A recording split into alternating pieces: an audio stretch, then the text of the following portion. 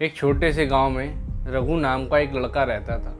उसकी ज़िंदगी आसान नहीं थी क्योंकि इसके पिता अब इस दुनिया में नहीं थे और उसकी माँ गांव के अमीर घरों में काम करके जैसे तैसे घर चलाती थी। रघु हर दिन जंगल जाकर लकड़ियाँ बीनता था ताकि थोड़ी कमाई हो सके। ठंड का मौसम शुरू हो चुका था और इस बार ठंड कुछ ज़्यादा ही थी। उनके पास सिर्फ एक पुराना और पतला कंबल था जिससे ना तो ठीक से ठंड रुकती थी और ना ही रात को आराम मिलता था। एक दिन जब रघु जंगल में लकड़ियाँ बीन रहा था तभी उसकी नज़र एक अजीब से कंबल पर पड़ी जो वहाँ सिर्फ अकेला पड़ा था। रघु ने उसे ध्यान से देखा और सोचा कि शायद किसी का गिर गया होगा, इसलिए उसने वहीं छोड़ दिया और अपने काम में लग गया। लेकिन अगले दिन जब वो फिर से उसी जगह पहुंचा तो उसने देखा कि वो कंबल अब भी वहीं पर पड़ा था, बिल्कुल उसी तरह जैसे कल था। अब रघु को थोड़ा अजीब लगा, लेकिन ठंड को देखते हुए उसने सोचा कि इसे घर ले जाना ही सही रहेगा। यही सोचकर उसने कंबल उठाया और अपने घर ले गया।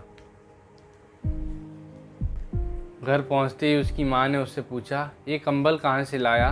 रघु ने जवाब दिया, माँ ये कंबल जंगल में मिला था और ठंड के लिए काम आ जाएगा। उसकी माँ ने कंबल को ध्यान से देखा।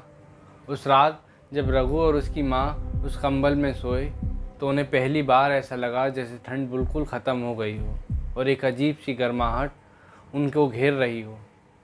अगली सुबह जब रघु उठा तो उसने ऐसा देखा जिसने उसे हैरान कर दिया। रघु ने देखा कि घर में लकड़ियों का ढेर पहले से कहीं ज़्यादा था, जबकि उसने उतनी लकड़ियाँ इकट्ठा ही नहीं की थी। धीरे धीरे हर दिन कुछ न कुछ अच्छा होने लगा। कभी घर में खाना ज़्यादा हो जाता तो कभी काम बिना ज़्यादा मेहनत के आसानी से हो जाता। रघु समझ गया कि ये कोई साधारण कंबल नहीं है, बल्कि इसमें कुछ जादू है।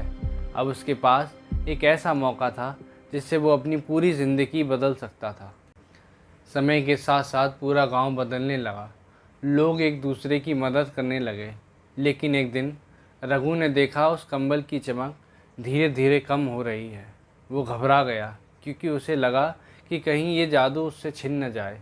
उसी रात जब वो कंबल को देख रहा था तो उसे महसूस हुआ कि वो धीरे धीरे गायब हो रहा है, जैसे उसका काम पूरा हो चुका हो। कंबल को गायब होता देख रघु घबरा गया। उसने उसे रोकने की कोशिश करते हुए कहा, तुम मत जाओ, तुमने मेरी ज़िंदगी बदल दी है। तभी एक शांत सी आवाज़ आई, नहीं रघु, अब मैं तुम्हें नहीं मिलूँगा, मगर तुम्हें मेरा एक दोस्त ज़रूर मिलेगा। कुछ ही पलों में कंबल पूरी तरह गायब हो गया और चारों तरफ सन्नाटा छा गया। रघु की आंखों में आंसू थे और वो पूरी रात नहीं सोया। 3 दिन बाद रघु फिर से उस जंगल में गया लकड़ियाँ इकट्ठा करने। तभी अचानक उसकी नज़र एक और कंबल पर पड़ी, लेकिन इस बार वो पहले जैसा नहीं था।